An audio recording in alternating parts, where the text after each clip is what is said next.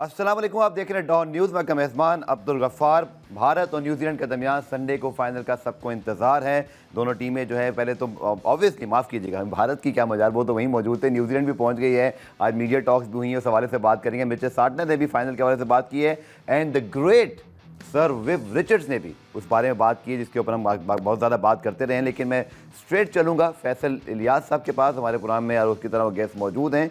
उनसे भारत न्यूजीलैंड के फाइनल पर ना सिर्फ डिटेल बात करेंगे, दोनों स्क्वाड्स आपके सामने रखेंगे। फैसल, डेफिनेटली एक चीज़ तो लोग बहस शुरू होगी कि आप भारत के लिए वाकई कोई केक वॉक होगा। कुछ लोग कह रहे हैं नहीं, न्यूजीलैंड के एरियाज़ कवर्ड हैं, जिस तरह वो साउथ अफ्रीका को हरा कर आए हैं। आप कैसा फाइनल एंटिसिपेट कर रहे हैं despite all the favours? Condition suited Bharat, 4 world class spinners, but क्या न्यूजीलैंड इतना आसान हरीफ होगा जितना लोग समझ रहे हैं? देखें, जो जिस तरह इंडिया ने खेला है पूरे टूर्नामेंट में, उन्होंने अभी तक कोई टफ चैलेंज मिला नहीं है। अगर देखा जाए तो मैच जब स्टार्ट हुआ है, इनिंग्स जब स्टार्ट हुई है, तो उनको चैलेंज मिलता है, लेकिन उनकी मिडिल ऑर्डर की बैटिंग, उनकी मिडिल ऑर्डर की बॉलिंग, उन्होंने हमेशा उनको बचाया है, हर मैच में बचाया है। तो हो सकता है एक ऐसा दिन आए जब लॉ ऑफ एवरेजेस का दिन हो और न्यूजीलैंड जो है वो वाकई ऐसी एक परफॉर्मेंस दे। लेकिन बहुत आउटस्टैंडिंग खेलना पड़ेगा न्यूजीलैंड को इंडिया से जीतने के लिए। और जिस तरह का बॉलिंग अटैक है, जिस तरह का मिडिल ऑर्डर इंडिया का परफॉर्म किया हुआ, और देखें उनकी तरफ से विराट कोहली ने भी सेंचुरी बनाई है, बाकी केएल राहुल ने भी अच्छी इनिंग्स खेली हैं, श्रेयस अय्यर भी फॉर्म में दिखे हैं, आउटस्टैंडिंग फॉर्म में दिखे हैं। ओपनर्स भी हमने देखा है कि रोहित शर्मा को जब जब मौका मिला है उन्होंने तेज़ खेला है। सो आई थिंक कि इंडिया, बहुत सारी चीज़ें इंडिया की फेवर में हैं। ऑल्दो बहुत सारे क्रिकेटर्स, आपने विव रिचर्ड्स का कहा, इसी तरह डेल स्टेन ने भी ये कहा है कि अगर आईसीसी के इवेंट्स में इस तरह एक टीम को फेवर मिलता रहेगा तो ऑब्वियसली टूर्नामेंट्स की क्रेडिबिलिटी इन क्वेश्चन हो जाएगी। चाहे उसमें पाकिस्तान की अपनी कमजोरियां थी कि इंडिया को इतनी फेवर्स मिल गई, whatever is the reason, but ICC should look into all of these things, जो अनफॉर्चुनेटली नहीं हुआ। Now when you look at it from the overall tournament point of view, answering your question, I think India is again favorite to win this match. 60% is in their favor when they enter in the ground. बिल्कुल 60-40 तकरीबन मेरा भी यही ख्याल है, क्योंकि final है, pressure होता है। लेकिन let's talk about the squads और फिर हम टॉस पर्सपेक्टिव की बात करते हैं। भारत के अगर स्क्वाड को हम पहले ले आए, फैसल, अब तो मोहम्मद शामी ने भी कह दिया, अब तो भाई शामी साहब ने कह दिया, उन्होंने कहा ये बहुत बड़ा एडवांटेज है, ये खुद प्लेयर कह रहे हैं। और खार भारत, शामी ने कहा, अब अल्लाह खैर रखें उनकी सारी मामलात की, आप समझ होंगे मैं क्या कहना चाह रहा हूँ। बट जिस तरह का स्क्वाड है फैसल, मेरे ख्याल में अब तो रेलेवेंट हो गया। इंडिया ने तो अपना गेम प्लान बुरी हद तक वादे कर लिया है, किसको खिलाना है, कैसे खिलाना है। सो आप टॉस फैक्टर को लेकर कैसे देखते हैं? क्योंकि हमने देखा कि विराट कोहली ने एक दफ़ा इनको सेंचुरी से बचाया, दूसरे मैच में इनके स्पिनर्स ने आउटस्टैंडिंग बैटिंग में थोड़ी सी अभी वो एक परफेक्ट डे इनका नहीं आया है। टॉस इंपॉर्टेंट होगा न्यूजीलैंड के लिए ज़्यादा, बिकॉज मुझे लगता है कि न्यूजीलैंड पिछले मैच में इंडिया से जो खेले हैं, उसमें जो राउंड रॉबिन का मैच था, उसमें वो इंडिया से चेस करते हुए हारे थे और इंडिया ने कोई इतना बड़ा टोटल सेटअप नहीं किया था।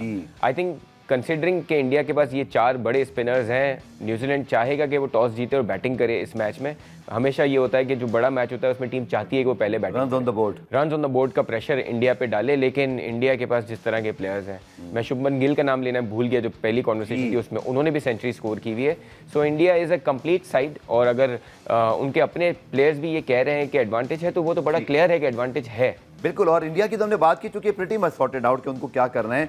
बट न्यूजीलैंड के स्क्वाड पे अगर हम आते हैं तो वैसे New Zealand have some calls to make. जाहिर बात है कि वो अपने स्पिन डिपार्टमेंट को शायद वैसे तो बहुत तगड़ा रखते हैं। Santner is great form, world class spinner हैं, फिर उनके बाद ब्रेसवेल, फिलिप्स। आपको लगता है कि इसी तरह चलेंगे, उनको मजीद कोई मतलब चेंजेस की ज़रूरत है? क्योंकि अब तो रचिन रविंद्रा भी आ गए हैं, तो न्यूजीलैंड भी now near their best side. और Rachin Ravindra has a fantastic record against India, against ICC event.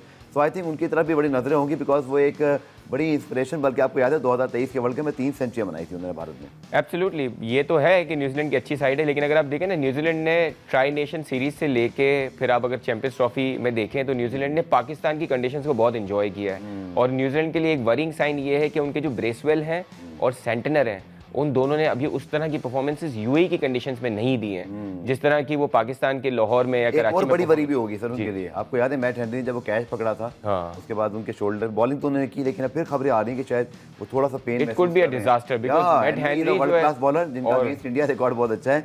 I think this is going to be huge factor if we play और नॉट। हाँ, ऑल्दो कि वहाँ पे फास्ट बॉलिंग का इतना नहीं, लेकिन जो इंडिया और न्यूजीलैंड का मैच हुआ था उसमें हेनरी ने शुरू में 3 विकेट लिए थे। बिल्कुल। तो बहुत बड़ा ज़रूरी होगा उनके फॉर्म में आना और दोबारा अगर इंजरी है तो उससे रिकवर होना। लेकिन अगेन आपके मिडिल ओवर्स में जो ज़्यादा अच्छा बेहतर करेगा और एंड ओवर्स में वो ज़्यादा मैटर करेगा, बिकॉज हमने देखा है कि इस कंडीशन में जितने भी मैचेस हुए हैं अर्ली विकेट्स गिरते हैं, लेकिन उसके बाद आप किस तरह संभलते हैं मिडिल ओवर्स में किस तरह परफॉर्म करते हैं बड़ा मैटर करता है, बॉलिंग करते हुए भी और बैटिंग करते हुए भी। तो ये बड़ा होगा और मेरे ख्याल में ब्रेसवेल और सेंटिनर का परफॉर्म करना इन कंडीशंस में ज़रूरी है, जिस तरह उन्होंने पाकिस्तान की कंडीशंस में परफॉर्म किया है। हमने देखा एक रचिंद्र रविंद्रा की बॉलिंग बड़ी अच्छी आई थी इंडिया के अगेंस्ट में, बिकॉज वो थोड़ा तेज़ करा रहे थे।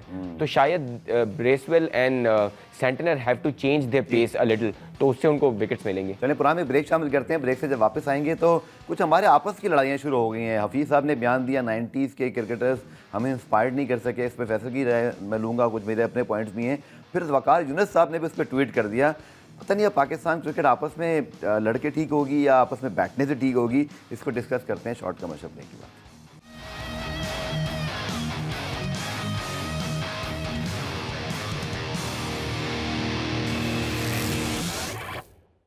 तो जनाब फाइनल के ऊपर मैं प्रेडिक्शन ज़रूर लूँगा रोज़ की तरह। फाइनल बिल्कुल हम हाथ जब हमारे होंगे, लेकिन फैसल भाई से पहले मैं पूछूंगा, उससे पहले आपको ट्वीट दिखा देते हैं हमारे पास अगर रेडी है वकार यूनुस साहब का। फैसल मोहम्मद हफीज़ साहब ने बात की, वो एक जगह बैठे हैं, काफ़ी वायरल 90s के स्टार्स ने, हालांकि गो के 90s के बहुत सारे स्टार 92 वर्ल्ड कप में शामिल थे, बट वो सारी बात है इमरान खान साहब की लेगेसी थी, वो कैप्टन थे। बट वो कहते हैं कि उसके बाद लेगेसी कोई नहीं बनी, यहाँ तक कि फिर 2009 में जाके यूनुस खान ने हमें टाइटल जितवाया, 2017 में सरफराज अहमद साहब ने जितवाया। ठीक है, हर बंदे की एक अपनी राय होती है। मेरा ये ख्याल है, मैं आपसे पूछ लेता हूँ कि फिर भी वो वर्ल्ड बीटर्स थे। 99 के वर्ल्ड कप के फाइनल में हम ऑस्ट्रेलिया से हारे, इवेंचुअली फिर उन्होंने पूरा डेकेड रूल किया, हम किसी बुरी टीम से फाइनल खेले सर आप। फिर 96 में आप क्वार्टर फाइनल इंडिया में हारे, जो कि बहुत सारी टीमें हार जाती हैं। उस कंपैरिजन टैलेंट का तो कोई नहीं है। ट्रॉफी के ऊपर आप बात कर सकते हैं, बट उसके ऊपर वकार यूनुस साहब ने ट्वीट किया और उन्होंने सारे अपने रिकॉर्ड रख दिए। और फिर मेरा सिर्फ ये है कि ये कल्चर हमारा जिस तरफ जा रहा है, मैं ये नहीं कह रहा किसकी गलती है किसकी नहीं, बट हम तो आपस में गुत्थम होने लग गए हैं। बिल्कुल ऐसा ही है। असल में देखिए मसला ये है कि टीवी पे बैठ के जब ये सारे सीनियर मोस्ट क्रिकेटर्स और थोड़े से अब जो रिटायर हुए हैं पिछली जनरेशन, जो आपके शोएब मलिक और हफीज़, ये बैठते हैं ना, तो ये वकार साहब का वैसा वो ट्वीट है। हाँ। अब इसमें कह रहे हैं नॉट बैड, और 90s का उन्होंने ऊपर वर्ड यूज़ किया, फिर नीचे जी वो सारे उन्होंने वो लिखे। ठीक है, इसका लौंडा लिखा है इन्होंने, कोई शक नहीं है कि दे आर द ग्रेटेस्ट। दुनिया कहती है, हमारी क्या मजाल है ना कि हम ना कहें, बट मुझे सिर्फ ये लग रहा है कि कहीं ना कहीं हमें एज अ क्रिकेटिंग फर्टर्निटी फैसल शायद हमें अब अपने आप को रीथिंक करने की ज़रूरत है। जो वर्ड शुएब अख्तर साहब ने बाबर के लिए इस्तेमाल किए, आई थिंक वो टीवी के वर्ड नहीं थे, मैं वो यूज़ नहीं करना चाहता यहाँ पर। जो इसी तरह की चीज़ें हम बातें करते हैं, वो रिजवान का और आमिर का आपने क्लिप विक्रांत गुप्ता साहब के साथ देखा होगा, इस तरह की चीज़ें हमारे खिलाड़ियों को ज़ेब नहीं देती हैं। मैंने भारत में कभी ऐसा माहौल नहीं देखा, उनकी टीम हारे जीते, इस तरह की बातें कभी नहीं होती। हमें एज अ क्रिकेट फर्टर्निटी फैसल I think need to grow up, need to move on and seriously किसी एक प्लेटफॉर्म पर बैठ के हल निकालने की तरफ जाना चाहिए। इससे रेटिंग तो आ रही होगी सबकी, बट पाकिस्तान क्रिकेट का तशख़्ख़ुस ख़राब हो रहा है। मुझे ये लगता है कि जो क्रिकेटर्स हैं उनकी बातों में कहीं भी जो है ना, ऐसा नहीं लगता कि वो पीसीबी का या क्रिकेट का ख्याल रखते हैं। वो इतनी हद तक चले जाते हैं उस शो को चलाने के लिए, या जाहिर है उस वक्त वो जो बात करने का जो एक वो होता है ना, उसके दौरान बंदा उस लेवल तक चला जाता है कि वो बहुत ज़्यादा क्रिटिसिज्म करता है किसी भी टीम का। तो फिर जाहिर है चुनाव इसकी तारीफ कल बाबर आजम, हालांकि जिस शो में ये कॉन्वर्सेशन हो रही है उसमें देखिए 2 पाकिस्तानी क्रिकेटर्स हैं, 2 एक्स इंडियन क्रिकेटर्स भी बैठे हैं। इंडिया की तारीख में भी बहुत सारी फतूहात, बहुत सारे शिकस्त आए हैं, लेकिन वो उसको डिफरेंट तरीके से पोर्ट्रे करते हैं, फनी हो जाते हैं। हाँ, नेवर साउंड बिटर। एब्सोल्युटली। तो वो वहाँ से जो चीज़ें निकल रही थी वो 2 सीनियर क्रिकेटर्स से, वो जाहिर है फिर वो दूसरे शो पे जो हफीज़ और शोएब मलिक और ये बैठे हैं, वो अपनी जनरेशन को सेव कर रहे हैं यार हमने ये 2 टूर्नामेंट अपना चल रहा है, इसी दिख तो ऐसे ही रहा है। और उसमें ये है कि वो थोड़े वहाँ पे शोएब अख्तर थोड़े ऑडमैन आउट हो गए हैं और उनका क्विकली में बस मैंने प्रेडिक्शन लेनी है। बाबर आजम के वालिद साहब ने जो कल ट्वीट किया उसके ऊपर डिफरेंट राय, लोग बोलते हैं नहीं आना चाहिए, वो बोलते हैं नहीं मैं ही मेंटोर था, मैं ही कोच था, लेकिन उन्होंने कहा कि मेरे बेटे के मुताबिक अल्फाज तो ठीक यूज़ कर लें। उन्होंने कहा देखिए वो T20 की ऐसी टीम ऑफ द ईयर में शामिल था, वो परफॉर्म करके आ जाएगा। उन्होंने ड्रॉप होने पर नहीं कहा कि मेरे बेटे को लो, लेकिन अगर वो ये कह रहे हैं कि अल्फाजों को चुनाव ठीक करो, बैसियत बाप बैसियत कोच, आई थिंक ये सब तो हम भी कहते हैं अल्फाजों को चुनाव हमारे यहाँ कुछ अब हार्श होता जा रहा है। मेरे हिसाब से देखिए मोहम्मद गफ्फार साहब, जब आपको इतनी सक्सेस मिलती है, इतनी प्रेज मिलती है, तो आप आके नहीं कहते कि यार ये मैं डिजर्व करता हूँ, ये मैं नहीं डिजर्व करता। जब आपकी परफॉर्मेंसेस बुरी होंगी तो बैकलैश भी ऐसे ही आएगा, कहीं बहुत एक्सट्रीम होगा, कहीं नॉर्मल होगा, तो वहाँ पे भी आपको चुप रहना चाहिए। ठीक है, लेकिन हमारे आईएएस क्रिकेटर्स अपने करंट क्रिकेटर्स के लिए थोड़ा सा रिस्पेक्टेड हो सकते हैं करते हुए, होना चाहिए, बिकॉज ये क्रिकेटर्स फ्रॉड कह देना, ऐसा कह देना, आई थिंक दीज आर ये क्रिकेटर्स तो टीम का हिस्सा रहे हैं ना, जो आज क्रिटिसाइज कर रहे हैं। वकार यूनुस ने कितना अरसा एज कोच सर्व किया है पाकिस्तान को, what has he done as a coach.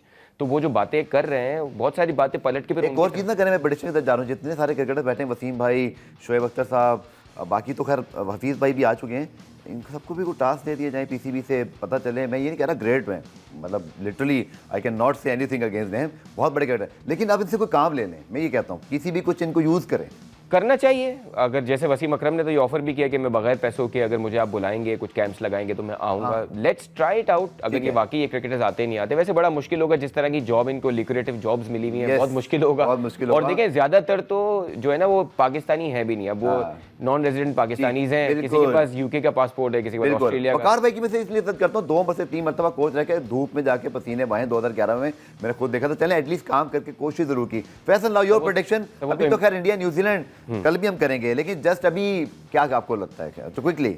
यार मैंने ज्यादातर जब इंडिया को लिया अपसेट हो सकता है कि न्यूजीलैंड हरा दे, हो सकता है। आई थिंक आज के दिन पे इसको 50-50 रखते हैं, कल फिर पूरी प्रेडिक्शन करते हैं, थोड़ा और चीजें निकालते हैं, प्रेस कॉन्फ्रेंस भी होगी। बहुत शुक्रिया फैसल आपका, थैंक यू। आप भी अपना फीडबैक दीजिएगा, खासतौर पर 90s वाले क्रिकेटर्स के लिहाज से आप ही क्या राय है, हमारी क्रिकेट किस से जारी है। कल आपसे दोबारा मुलाकात होगी, तब तक के लिए अल्लाह हाफिज़।